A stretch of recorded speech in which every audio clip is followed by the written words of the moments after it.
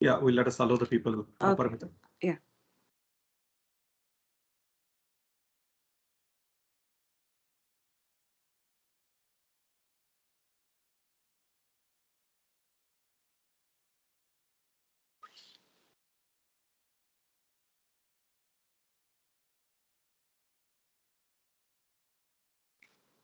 Hi all. Thanks for joining in on time. We'll allow a minute for all others to join, and then we'll kickstart.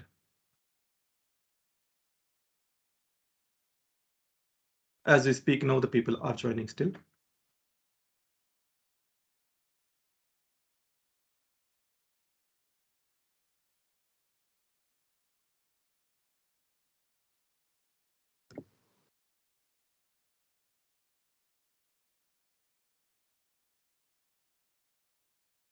Good morning and warm welcome to the PMI webinar. This webinar is sponsored by EY. My name is Santosh Joshi, Director of Events at Ireland chapter of PMI. We are proud to host this event on the occasion of International Project Management Day. Of course, today is a special day for all the management professionals. It celebrates the profession itself. This webinar is being recorded for the purpose of future reference. We highly encourage you to participate in this session and ask questions, clarification, voice your opinions through the chat box that is there on your screen. All your questions will be picked up at the end of the session and will be given to the speaker for addressing your questions. Okay. So if the project management day is one of the key things that gets celebrated throughout the world, and November 3rd is the International Project Management Day for us. The theme of this project management day is about managing the projects in a VUCA world. What is the VUCA here? How does it matter and how does it impact your projects?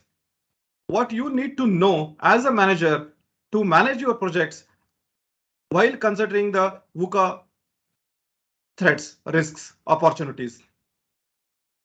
To address all your questions, we have an eminent speaker with us today who will be walking you through each of these integrities and giving you an opportunity about how you can implement them in your real projects.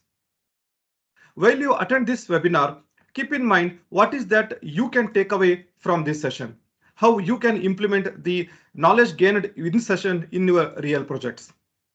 That will give you a more thinking hat about asking the questions and getting the best out of your time today.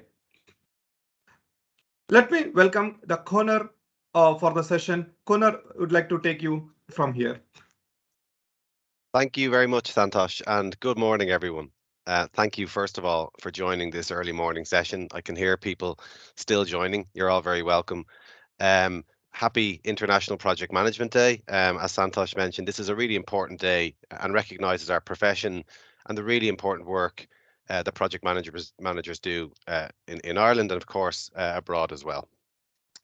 So today we're going to examine managing projects in a VUCA world, and I'm fully mindful that for many of you the concept and the term VUCA might be new. So we'll kick off by just examining the origins of the term, giving people an explanation so they can interpret it for themselves. And then we'll look at it in terms of a project and project management focus. So consider, well, how's that relevant to the profession and to the job that we do every day for our companies, for our clients? What I'll do first is I'll kick off with just giving people a little bit of a flavor about my own background. So if we can just push on to the next slide, please, Santosh, that would be great. So Conor O'Dwyer is my name. I'm a partner at EY. I've 17, touching on 18 years at this stage experience delivering projects. Ultimately, my job is when you boil it right down to a profession, it's project management. I'm an engineer by trade, so I love logic, I love maths, I love science. I love working through the characteristics of a complex project plan. looking at where the likely pitfalls are, trying to see around corners and manage risks really tightly, and then obviously looking at dependencies, because the nature of the projects I run tend to be programs and portfolios of work at this point. So many interdependencies, many projects that sometimes have overlapping resource constraints and contention, and oftentimes then have benefits and outcomes and synergies that need to be thought about in tandem. The majority of my 17 years experience has been spent delivering transformative projects in the public sector context. I have delivered in financial services and in utilities, but primarily within the bounds of the public sector, and that spans back end services, policing, justice, taxation, customs, um, transport, and probably others that I've forgotten over the years. And like I said, I've done that both here in Ireland and overseas as well. Um, Outside of work, I've got three happily married with three young girls, and I often say that the most complex project that I have to manage is the one at home, keeping the girls on the straight and narrow. So let's jump into VUCA and examine the term itself and where it's come from. So similar to many, I suppose, corporate terms, VUCA originated in the world of the military. Even if you look back at terms like actually strategy came from the word strategos, meaning art of the general. So it's really not that uncommon for terminology to transfer from the battlefield to the boardroom. And VUCA is no different. Post, well, really in the Cold War era, 35 odd years ago, the US Army War College came up with the term volatility, uncertainty, complexity, ambiguity, or VUCA, to characterize the major changes that they saw going on around them geopolitically and in terms of the advancement of technology. And if we take a look forward, the reality is that those uncertainties, those characteristics of the world we live in, if anything, have accelerated in terms of the effect they have on the world we live in. The pace of advancement of technology clearly has continued and indeed accelerated, and we see geopolitical uncertainty all around us in the world we live in. Let's just push on, Santos, please. Next slide. Next, we're going to look at just the words VUCA, the words, sorry, that comprise the acronym VUCA, just so that people are clear. We all talk about things being volatile, uncertain, complex, and ambiguous quite regularly, but they have quite distinct meanings when we think about VUCA, and it is important because you can have a project that suffers from the C or the A, but doesn't necessarily find itself at the mercy of the V and the U at all times. So it's about being clear about what we're talking about. Um, clear communications and clarity of communications, I suppose, being key in the delivery of any project. So V is for volatility, right? And that's about the increasing pace of change. So what's the speed at which the things that you felt were set then become unset and you need to reset them again.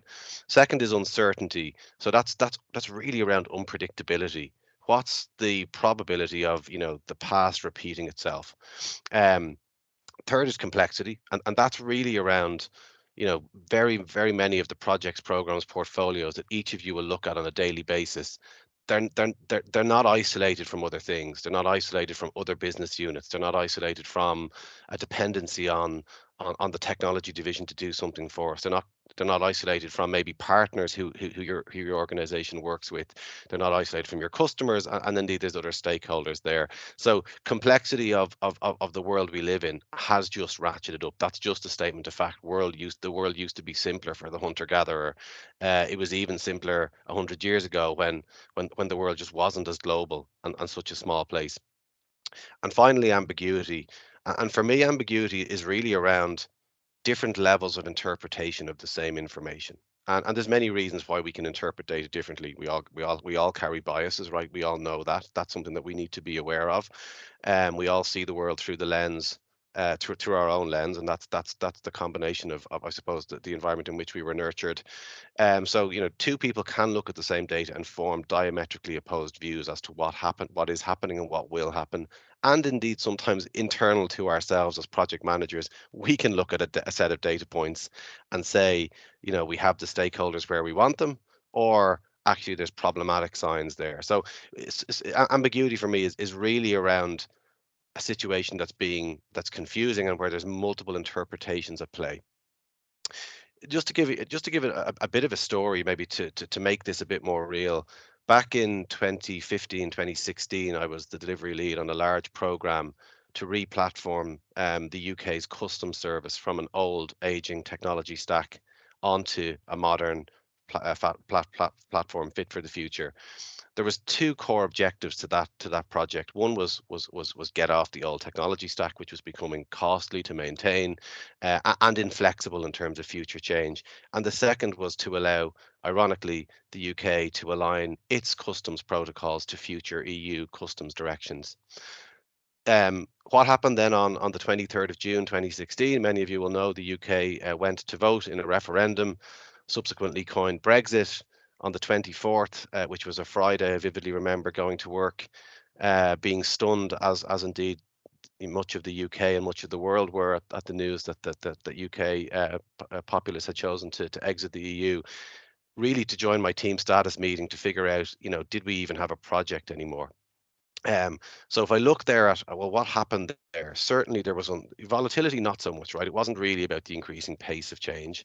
Uncertainty for sure. Nobody on my project, myself included as the leader, was certain about whether the project still had relevance, whether we could salvage what had been. This was a 120 person project, whether, with a €100 million budget, significant investment around technology and people, whether that investment was sunk cost or whether we could recover and reuse what we got.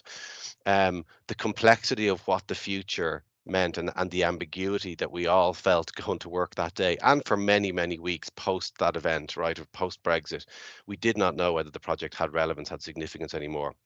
Um, and how that story ends, thankfully, right, and with some degree of just good fortune, we had adopted the scaled agile framework, which lots of you will be familiar with. So it's a means of organizing, 6 to 8 sort of scrum teams in a way that coordinates the releases, so that you haven't got scrum teams all operating independently. We had adopted that program. We had invested a huge amount in training the client and the teams in terms of how to run a large agile program. So what we were able to do when that shock came was we were able to effectively just refine our product backlog, recut the stuff that was still relevant, get rid of the stuff that wasn't. And thankfully we weren't far enough into the delivery that we had wasted much effort, and a lot of what we had was salvageable. And if I think back to how government used to procure in the old world, and I'm only talking 10, 15 years ago, every requirement got detailed out to a low level of detail. They went to market, usually fixed price for something to get built, and the whole thing would have been throwaway. So it was a really good example for me, a really good lesson for me of having a degree of agility. And I'm not just talking about agile as a delivery methodology. It's a little bit more nuanced than that. But you can be nimble and you can be agile, even applying a waterfall approach. And I'll come back to that in my key takeaways at the end. Let's just move on to the next slide, please, Santosh. So do we see VUCA in the world that we live in today? And I would argue that most definitely, it's undeniable that characteristics of VUCA are everywhere we look. I am going to drain this slide, not going to read every word. People can read it for themselves, and most of the headlines, if not all of the headlines, will be familiar to everybody. One or two that I'll pick out. So clearly the HSE cyber attack, I think it was May 2021, caused a seismic shock to not just to the health service, but also to patients around the country, and indeed to, governments locally and internationally took notice of a national level health service had been effectively had its data or had its technology breached, and as a result, a huge wave of change has been kicked off, not just in the HSE, across government, and indeed across government internationally, to make sure that risk of attack is reduced. And again, tying that sort of an event back to VUCA, clearly that's volatile, right? Clearly that's complex, clearly that's uncertain, and clearly what to do brings a degree of ambiguity, even in terms of how to treat do we pay the ransom, do we not? There's multiple scenarios, and really thinking through a term like VUCA and applying some VUCA preparatory thinking in advance of such an event would absolutely have had upside for an organization like the HSE in advance of that attack. Let's move on, Santosh, to the next slide. So what I'm keen to do really is understand from the audience, what does VUCA, what significance do you take in VUCA? And we've got two Menti questions for the group. I won't tell you the second one yet, but if you can open up menti.com, you'll see the code there on the screen is 52882170. I'll just give people a couple of seconds to do that. And the first question then is, to what extent do you believe the concept of VUCA affects your projects? With 0 being not at all, and 5 being to a large extent.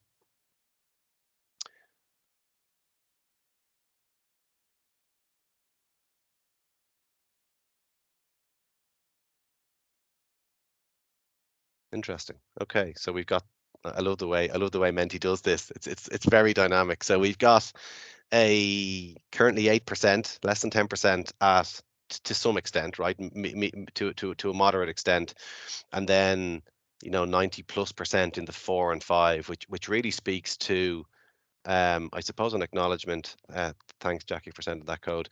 An acknowledgement from the group that the concept of VUCA, the term VUCA, resonates with people in the work they do, and that's really interesting actually, because I genuinely wasn't sure when I was thinking about this session, of the extent to which people would say that's a load of rubbish, that's a load of nonsense, that I can't see that in my projects, or whether it would resonate, and clearly we've got a good spread there of balance, but the heavy end of the spectrum clearly being in the sort of 4 to 5 space, with maybe 20% seeing it to a lesser extent. I think there's some interesting call outs there for me. First of all, right, every project doesn't have to suffer from VUCA. Every like there are projects, and we'll get into how I think about the complexity levels of projects in a couple of slides time. But for me, it's just a reminder that I don't think and we'll come back to takeaways. A takeaway for me for this group isn't that every project needs to be considered in the context of VUCA. There's definitely different tranches of complexity, and VUCA or a VUCA world or the VUCA concept affects some projects, can affect all, but doesn't necessarily affect all. So we'll just come back to that in terms of a frame of reference. I think kind of knowing your project is a really important takeaway, and I'm sort of encouraged and reassured that there's a cohort in the room that don't actually see VUCA affecting their projects, because that's actually very normal. That's totally normal. So we'll move on, Santosh, to our second Menti question. The code will remain the same, and this one is: what's the one word you think of when you consider how VUCA affects your projects?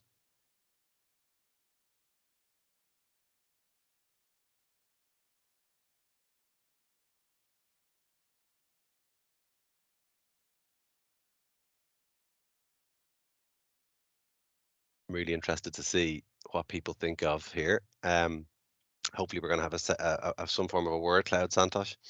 Yeah, it is a word cloud. Very good, very good. I'll give it a second.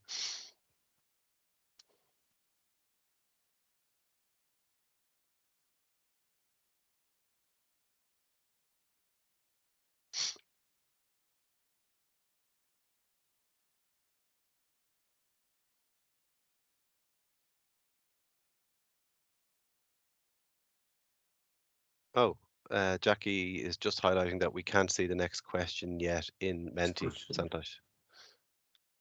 Not currently loading. I don't know if there's anything you need to do.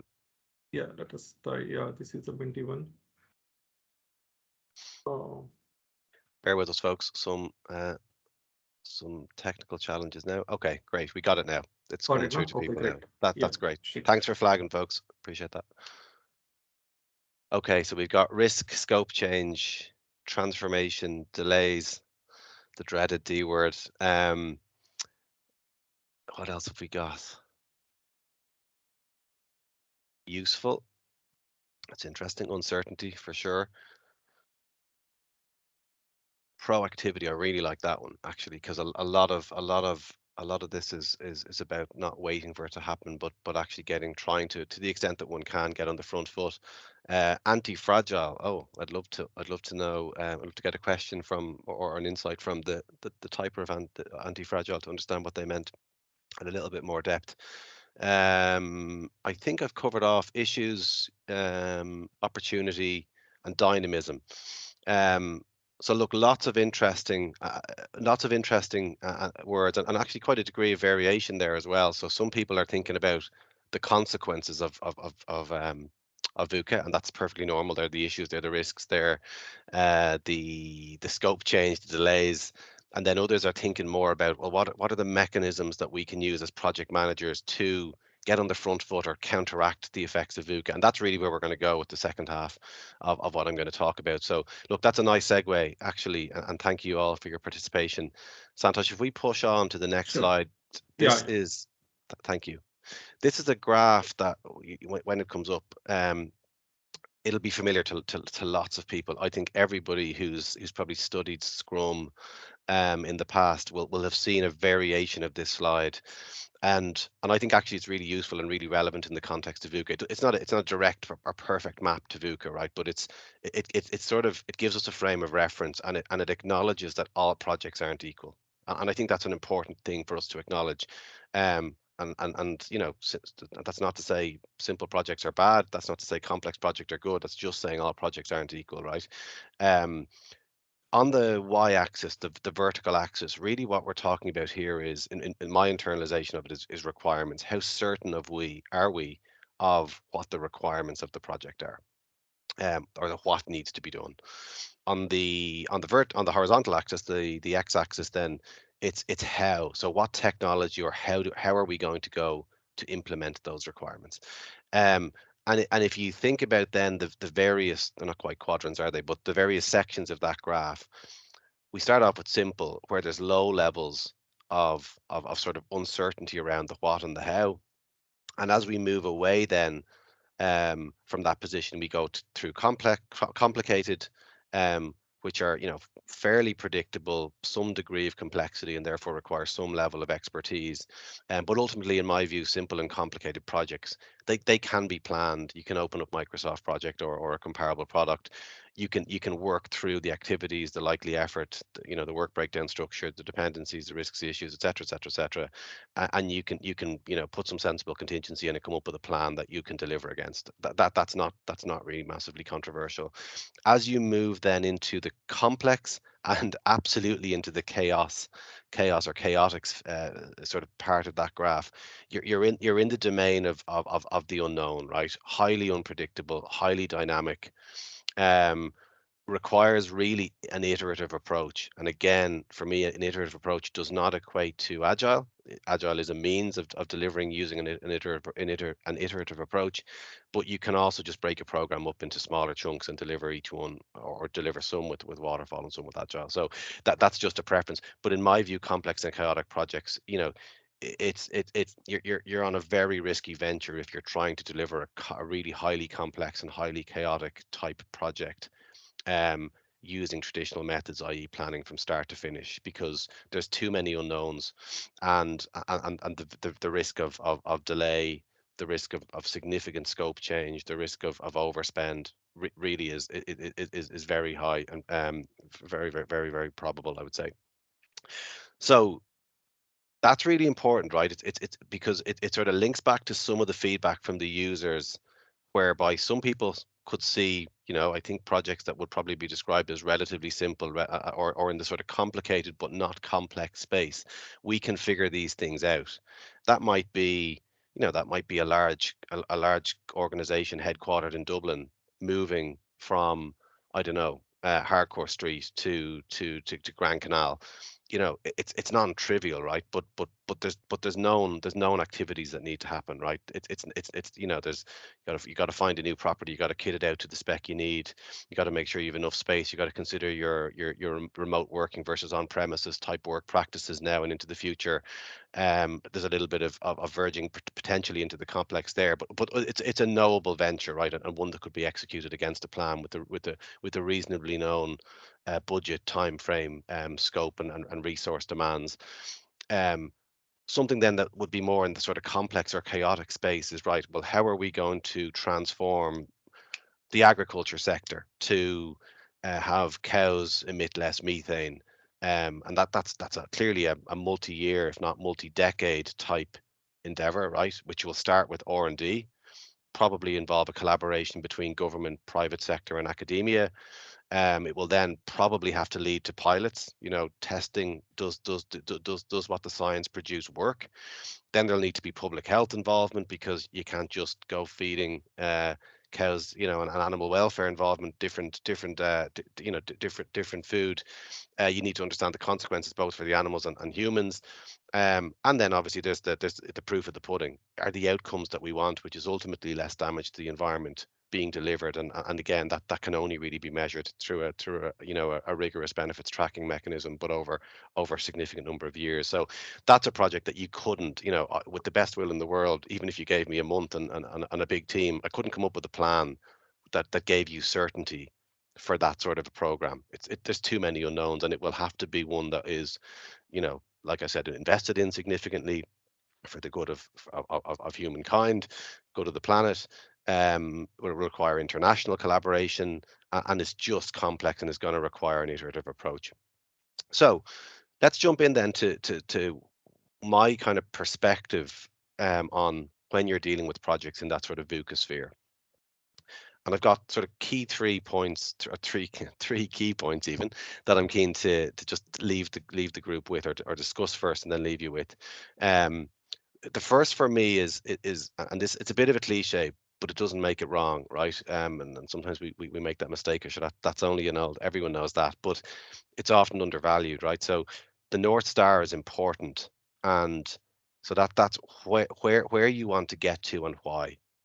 Um, the where needs to be, you need to be able to articulate what it is that sort of future success in a world looks like, and why is best articulated in outcome terms. So for me, that's we want to get to a world where there's a sustainable level of beef production, and that production is done in a way that's as environmentally friendly as is technologically possible for mankind at that point in time. That's a sort of that's a future, and then the outcomes then would be a mixture of qualitative and quantitative metrics against which you can measure whether you've got there or not successfully. The reason it's important in VUCA to be able to articulate that and to have clarity on that is, well, you have to, if you don't know where you're going, hell, when you've got there, I suppose, in really simple terms. But also, it's not just about the PM, right? It's about the stakeholders, the sponsors, the people who are funding the project, your team, and crucially affected users. So I keep coming back to the agriculture example. Like, the science bit will lead out on transforming agriculture, right, for the benefit of climate change, but it'll ultimately be farmers who make it happen, right? Nothing happens without the people on the ground changing how they do their business, which they've done for generations. So again, that comes back to making sure you're clear on that North Star, and an articulation of that North Star that's relevant for your different stakeholder groups. And what that allows you to do is, because there'll be multiple times in terms of a complex program and project delivery where something jumps up and bites you, and you go, where did that, with the best, even with the best and most proactive risk management in the world, things will happen that you did not see. A change in government, Brexit, a war will break out, the CEO will get the bullet, and a new person will come in with a new agenda. It doesn't really matter what the context is. These things happen all the time in the world we now live in, and that's VUCA, right? That's volatility. So having that North Star allows you to learn, pivot, and move, be directionally aligned to where you need to go. And for me, that's critically important, right? If you don't have that in the context of a VUCA program, and a sort of a coalition of people who are aligned to that North Star, you're probably going to find yourself in trouble. Let's move on, please, Santosh. The next one is about permission, right? And I don't know if that's the perfect terminology, right? But again, when dealing with VUCA projects, I believe it's critical to sort of have conditioned the system that you operate in to not view a delay or a failure as fatal.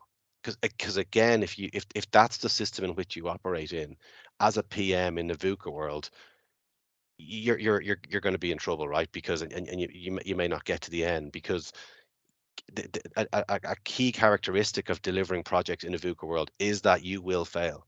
You will fail, but every failure needs to be treated as a step closer to a success. Now, that's not another way of saying you can spin endlessly and make no progress, right? And that's sometimes the sort of the criticism that agile finds itself, under is, you can just do countless sprints and deliver nothing of any business value. But yes and no, right? So you clearly need to be directionally aligned to that North Star. You'll try something that's bite-sized, because again, this elephant in a VUCA world, the elephant's too big to eat, right? You can't plan it, let alone eat it in one go. You need to try one part, figure out how that's worked, take the learnings, and then move on to the next bit. And by the way, obviously, I'm describing something in simple terms, right? Everything doesn't have to be sequential. You can figure out what you can parallel run. You can run multiple small bits at a time, but at the same time, the key message here is think about your stakeholders, think about the people who are funding the program, think about the sponsor and what you need from him or her. Think about your team, and think about the people affected by the project, and make sure that you've, as a PM, conditioned and taken the right actions within the control that you've got, right? And that'll be different for everybody on the call. Conditioned that system of individuals, of people, to to have a degree of forgiveness for mistakes, because in a VUCA world, you will not get through from start to finish without failure. And and really, it's about building that maturity, building that flexibility, and giving yourself, and giving the project and program that permission to play, and to work iteratively. And I like the idea of sort of rolling waves of planning. So, you plan maybe the next 6 to 12 months. You've got a backlog of stuff that you think you're going to do after that, but that there's no point in planning that now, right? Because you need to take the learnings from the first wave. Then you might go and refactor your backlog, and then do the next wave of detailed planning. And again, you don't have to wait for one thing to finish for the next thing to start. You can get ahead of yourself. So it's about planning smart, but planning iteratively. But again, the key message here, which I really can't state enough, is, as a PM, in my view, it's a key role of the PM, is to make sure that the system in a complex program is conditioned for failure, is conditioned to accept failure as a necessary evil to get stuff done. Right. Let's move on, and look at the third sort of key thing that I think. So finally, it's around humans. I often say, somewhat in jest, but actually with a lot of reality, that people are the biggest problems on projects.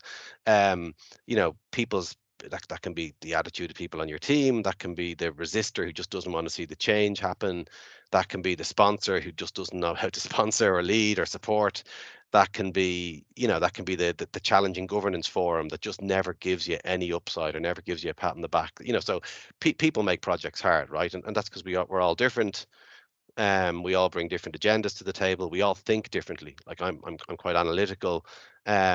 If I'm in a room with someone who just wants to draw pictures and dream about the future, at some point in time, we'll probably rub each other up the wrong way. So, we have a tendency as human beings and thankfully, right, to think differently, and that's a strength.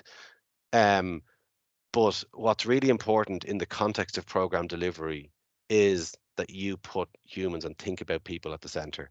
Some recent research done by UI in collaboration with the Syed University in Oxford, deduced that close to um, transformations that put humans at the center are close to 3 times more likely to achieve their intended outcomes than otherwise.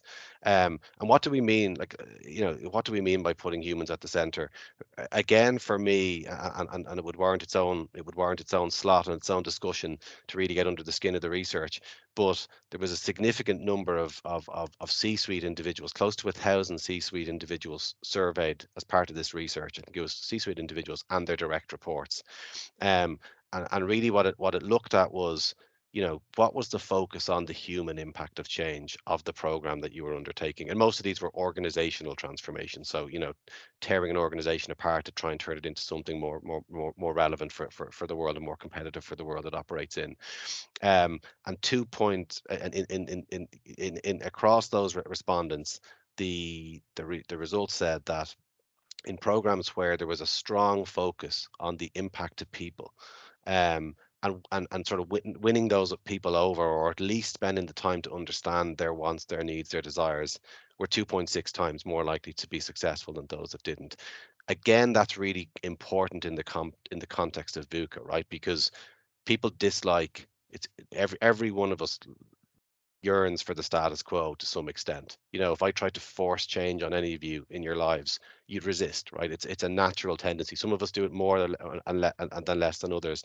But in the context of a VUCA world where there is ambiguity, where there is uncertainty, where there's volatility, that creates angst, that creates stress, that creates risk, risk in people's minds. What's in it for me? What am I going to lose? That business function used to be mine. That was my path to the next promotion. That function is no longer going to exist or be as important in the new world. So you really need to think through, at its simplest level, this is sort of stakeholder management, but it's stakeholder management with more of an emotional effect. So think about, how is the project that I'm working on going to make my various stakeholder groups feel? And then obviously you need someone focused on the change management side of things, the human side of things on your project, because then you need, well, you need to take action. Change interventions is what we refer to them as in EY, to address those needs. And you'll treat different individuals or different groups differently depending on where they're coming at the problem from. So let's just try and wrap this up. I'm conscious we've gone to 35 past the hour. I'm really keen to leave a little bit of time for questions and let people take a breather and have a cup of tea or coffee before many people's days commence in earnest at 9 o'clock. So let me try and wrap it up, and there'll be a degree of repetition here, but that's because I think these are the key points. So it's with intent. So the first one is, consider your context, and that's sort of, let's not try and make things VUCA when they're not, right? Because that's not going to help anybody. Um, a simple enough project can become affected by external factors. We can all see that, right? You've got a very clear project, but all of a sudden your company is acquired, right, by another bigger company, or it merges with another company. That's going to be a disruptive, and that's gonna place some stresses on your project, and maybe the project will need to change. Maybe it won't be relevant anymore, and it'll stop. Whatever. But for the most part, you can separate projects into simple, complicated, complex, and chaotic. And in my view, we need to be clear on which, I think it's important as PMs that you know the sort of characteristics of your project. Um, and in really simple terms for me, that, if it's in that sort of simple or complicated space, you should be able to, if given the time and the resources and the access to the right level of expertise, you should be able to come up with a plan from start to finish, and with maybe 20% tolerance up or down, probably up, because we all have optimism bias when we plan. You should be able to plan that from start to finish, and for me, that's a simple or a complicated endeavor. Anything that anything that's more complicated than that, or would be highly risky, spans multiple years, really you should be breaking that up. Think about it in a first wave, and kick the safe things off, the quick wins. um, but know your context is important. It's no different than if you're in the world of communications, right? You need to sort of know your audience, and you tailor your agenda. As PMs, we need to know the context of our projects. The next one then is really for me around defining the future state. So I think I use the term, really pick, depict your North Star. A point I maybe didn't touch on, but I think it's important, is that needs to be done in the language of the audience with whom you need to communicate that North Star to. And that probably isn't one group, right? So let me take the idea of maybe working, if I've worked in policing before. If you're dealing with the senior executives in policing, there's a certain vernacular, there's a certain language, there's a certain nomenclature. If you're dealing with the guard on the ground who's, working on Pier Street and spends their days, breaking up fights, dealing with drug offences, dealing with petty theft, dealing with violent assault, they deal in operational language. It has to be practical, it has to be bite-sized, it has to be relevant to the bloody difficult job that they do day in, day out. So, again, it's when you're defining your future state, it's for your different stakeholder groups. It needs to be clearly defined, but it needs to be relevant to people and how that future state will affect them. Um, condition your project stakeholders to think of each failure as a learning and a step closer to success. So look, I won't drain that again. I think I covered that point with a reasonable degree of detail and I hopefully clarity. It really is about you need to sort of get it yourself as a PM, and but the crucial bit is it's not just about understanding it yourself. It's about building that sort of forgiveness, building that tolerance, building that flexibility, and conditioning the system to sort of think in more agile, nimble, and flexible terms. And then finally, it's really all about people at the center. So this will be different for different types of projects, but I think it's relevant to all projects. So like even if you're building a motorway to bypass a town, right, you do need to think about the farmers whose fields you're going to buy compulsorily. The town that just got bypassed is losing its trade, and therefore its people will have a view on that. So again, it kind of doesn't matter whether you're building a bridge, introducing a new IT system, delivering digital services to the public, putting a new finance platform on a bank. You really need to think about the people who are going to be most impacted by the change. And if you don't make decisions with those individuals in mind, more often than not, you'll find yourself in trouble. And I can speak at length to projects that I think we did a great job on from a pure delivery standpoint, minding the plan, minding the risks and issues, managing our senior stakeholders, but we lost an eye on the customer. And you do that, and then you're doing change to people. And my goodness, people don't like that, and it doesn't tend to end well. So, really double down on focusing on people. So look, they're my key takeaways around how to navigate projects in a VUCA world. And I know there's been questions coming in, so I might hand over to Santosh, or Sure. indeed to Paramita to moderate the questions, and we'll go from there. Thank you, folks. Yeah, thanks, thanks, Connor. Thanks for discussing the four very pressing problems almost in all projects and how those can be dealt. And still, we are able to manage the projects well. So thank you so much. We have one question coming in from Jackie. He says, "Love the idea of failure to be seen as step to success. Do you see a change in key sponsors' approach to project failure in the marketplace?" Oh, that's a good question. Thanks, Jackie. I never said it was easy. That was that was the one thing I definitely didn't say. Do I see it? Do I see? I think the answer to that question is yes. Actually, I think yes. Obviously, it varies by sector, and it probably varies by organizational size as well. I'd say like startups are very much in that mindset. I think we can all relate to that. You think back to the genesis of Mark Zuckerberg setting up Facebook, and that's clearly a very different entity than the beast it is today.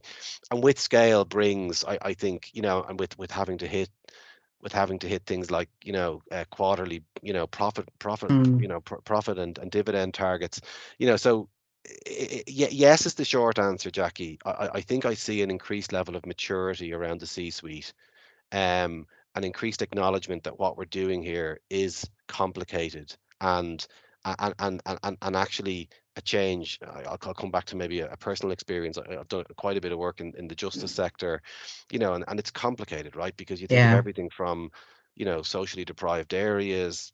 What the reasons for that aren't people are bad in those areas, right? It's people haven't got the resources that many of us have been fortunate enough to have. And then you think about the interconnectivity between police, probation, prisons, education, where you deliver funds and benefits to. That's a complicated and interconnected ecosystem, and there's an acknowledgement of that across government, that and you can't do, it's unwise at times to do five things at once. So I see a maturity of, let's do this, let's do it on a small sort of piloted scale, let's assess the outcomes, let's modify the initiative, and then let's scale it. And I think that's something that I didn't see a lot of 5-10 years ago in beforehand. government. Okay. Yeah. If there isn't another question, could I just follow on with one more on that, if that's Sure. okay? Yes. It's just kind of, as president of the Ireland chapter, I'm seeing you touched on it around stakeholders and the North Star and changing the message for them.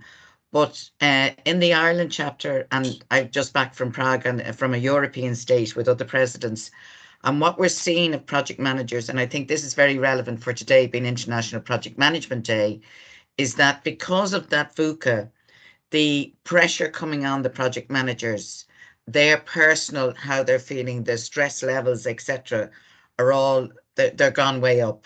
Yeah. And I just wonder, have you a point of view on that? And I know, like back in the conference, we had Brezzy giving us, tips and trips on how to keep ourselves sane. But it's important to inwardly think, I think, in terms of VUCA, not only how it's affecting our projects, but how it's affecting us as project managers. Yeah. Because, each, as you say, each person is individual. They bring their own piece to it, but also we as project managers bring our own. It's as in how VUCA is affecting us personally. Just wondering if you have any thoughts or comments on Yeah, that. yeah, God, I've a load of thoughts actually, and it's great that you've mentioned Brezzy because he really does really terrific work in the area of minding ourselves. And actually, you've probably, if I could if I could use my own presentation as a test and learn experience, which of course it is, right, for me as well as the attendees, I probably missed a key takeaway, being sort of being humble about it, because minding yourself in the VUCA world as PMs is probably the most important, right? My own reflections on that, I suppose, having spent 17 careers delivering projects, has delivered plenty of wrinkles, plenty of grey hair, and I jokes dye aside, mine, like, so that's yeah, okay. plenty of stressful moments, Yeah. and it's a serious matter, right? And I Yeah. suppose my advice might be to my perspective on it, having been in difficult places in projects that haven't gone well or that have run into problems, is you can't find yourself on your own, right? If you haven't got you can't be on your own at the end of a pier, is the old term that someone much wiser than me said to me many years ago. You need to have that support network. You need to as a PM leading, I always say to my team, I'll give you 1 point for bringing me good news, but I'll give you 10 points for bringing me bad news. Because if we aren't aware of the bad news, then we're completely That's flying blind, and right. that's incredibly dangerous. But then, in terms of minding ourselves, that's the minding the Lining project up the health of the team. team, Yeah. minding ourselves. And for me, it's about having mentors, coaches, peers, and indeed bosses that are there to listen, and that don't come down on us like a ton of bricks when we make mistakes, which we do, right? I've yet to meet the perfect PM, and no different than any other profession. Yeah. So, like, look, it's complicated. That drives stress, that drives anxiety, and all of us need to mind ourselves, and I think that's a really key call out, Jackie, and thank you for bringing it to the Yeah. fore. Thanks, Connor. We have a question from Santosh. How much to budget for VUCA risk at the time of initial program plan? Oh goodness, I certainly can't put a number on that. Yeah, yeah. Did I just see a finger going into the air, Jackie? I'd never do that.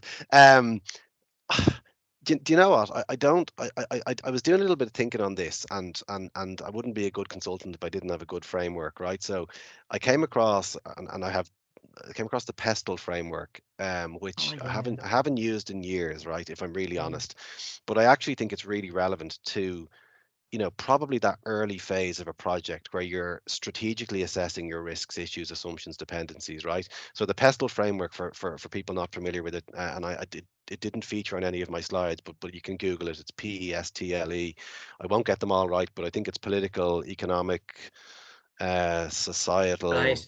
Yeah. technological, legal, and the final E is, I think it's environmental, right? Which is really relevant actually. And if you, I was looking for, are there any major gaps in that? But if you were to critically assess, and I wouldn't do this independently, by the way, I'd do this with your sponsor, with as many, with a safe group of maybe stakeholders, because it's probably not a once and done exercise, but going through that framework and saying, well, politically, do we face any risks, or are we making any assumptions and dependencies?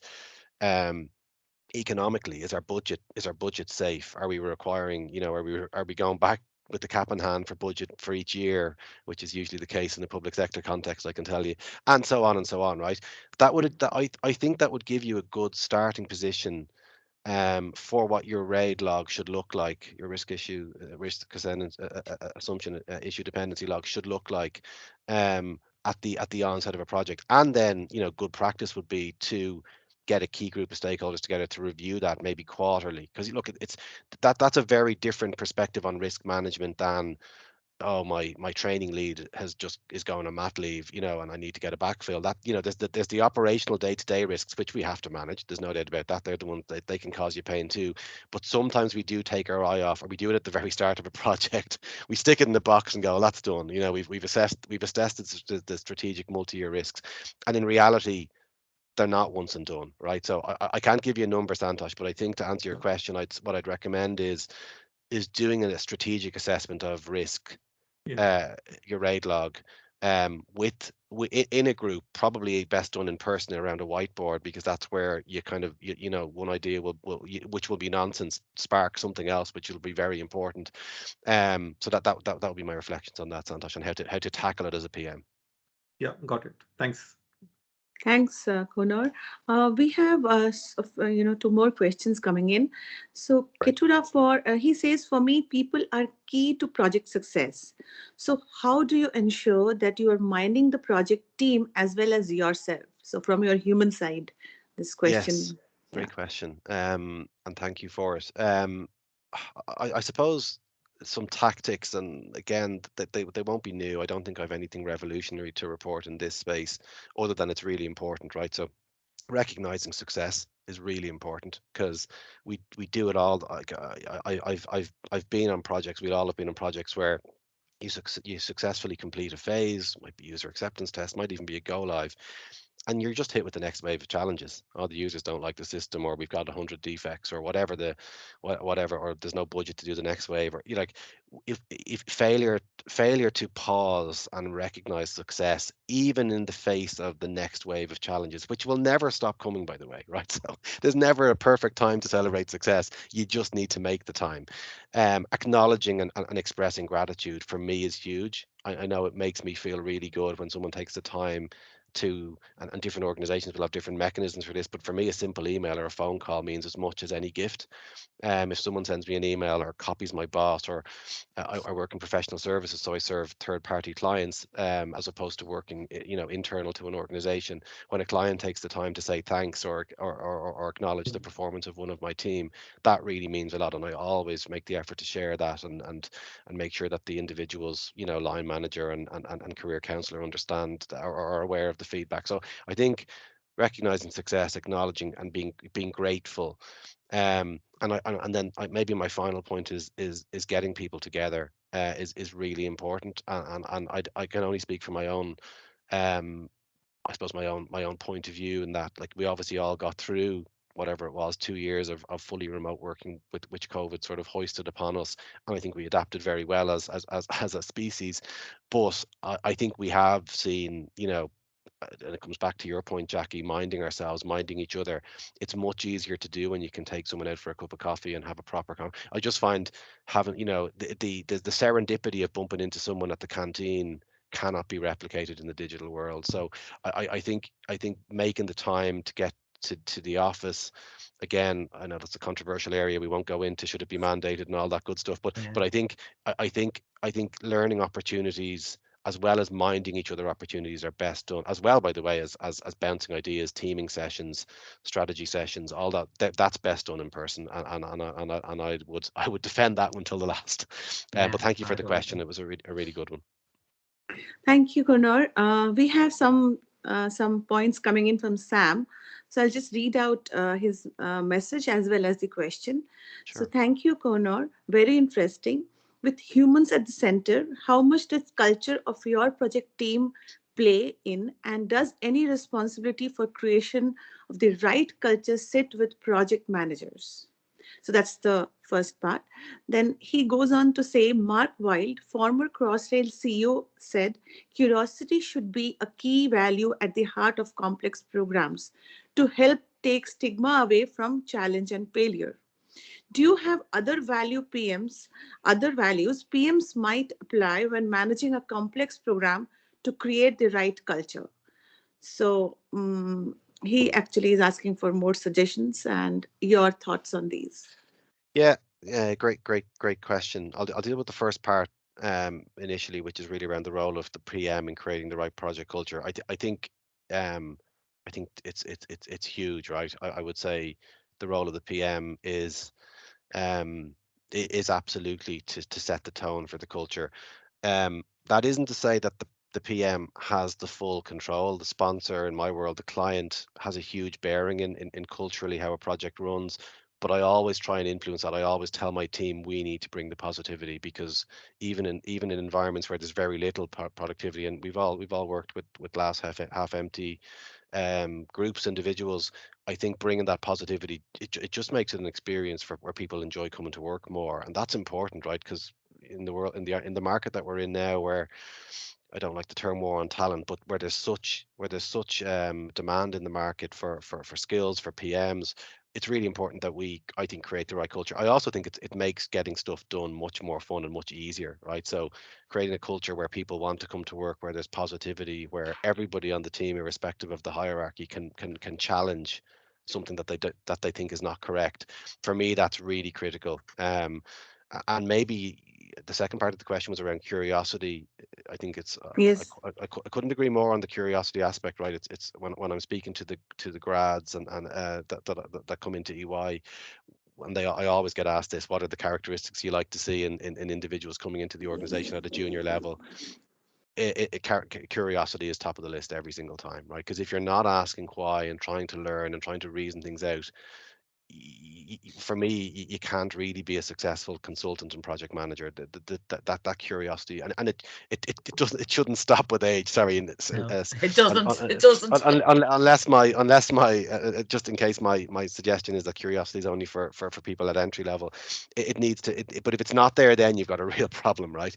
The other just very quickly part to your question, around culture is what other, I think it was, what other cultures do I think are really important. So I touched on it maybe, but I think being inclusive is really important. So I always rightly or wrongly, right, to describe kind of diversity as, look, we don't always get to choose the diversity that exists in our team. Sometimes we do. Sometimes we're privileged enough to have a choice between two individuals who have broadly equivalent experiences and so on. But we can choose to make a call that brings maybe gender diversity into the team, or some other form of diversity. But for me, the inclusion aspect is actually more important, right? Because that's always within our control, and the extent to which I talk over my team in meetings, the extent to which I demand information and don't show gratitude, or even don't ask politely, right? And that sets the tone for what the normal behavior is.